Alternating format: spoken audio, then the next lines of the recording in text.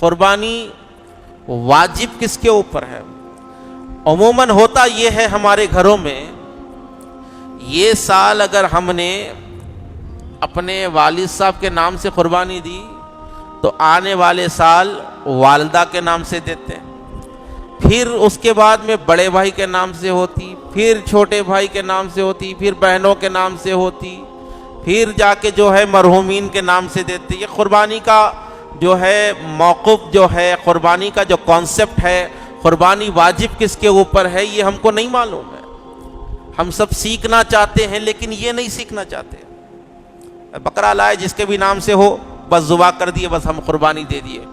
بولے قربانی جو ہے صاحب نصاب کے اوپر لازم ہوتی ہے، جس کے اوپر واجب ہو اس کو قربانی ادا کرنا لازم ہوتا ہے۔ قربانی واجب کس کے اوپر ہوتی ہے؟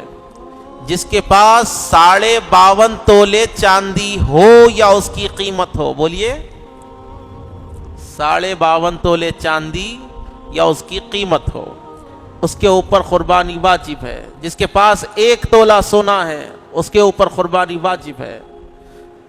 اور مال تجارت جس کے پاس ہے اس کے اوپر قربانی واجب ہے۔ گھر کے اندر کوئی ایسی چیز ہے جو آپ کے استعمال میں نہیں ہے، ایسے ہی رکھی ہوئی ہے، اس کی قیمت اگر جو ہے 52.5 تولہ چاندی تک پہنچ جاتی ہے تو قربانی واجب ہو جاتی ہے۔ 2 گھر ہے، ایک گھر میں آپ رہ رہے، دوسرا گھر خالی پڑا ہوا ہے، قربانی واجب ہو جاتی ہے۔ یا پھر اس کو کرائے پہ چھوڑے ہوئے، قربانی واجب ہو جاتی ہے۔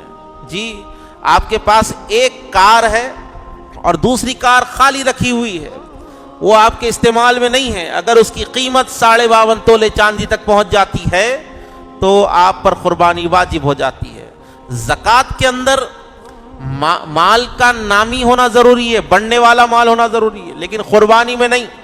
یہاں تک کہ فقہاء کرام نے فرمایا اگر کسی کے گھر میں 10 کمرے ہیں، اگر وہ 2 کمروں میں رہتا ہے، 8 کمرے پڑے ہوئے ہیں، یا پھر 8 کمروں میں رہتا ہے، 2 کمرے خالی پڑے ہوئے ہیں فضول میں، اس میں نہیں رہتا، تو ایسی صورت میں بھی اگر وہ کمروں کی قیمت 52.5 تولے چاندی تک پہنچتی ہے تو قربانی واجب ہو جاتی ہے۔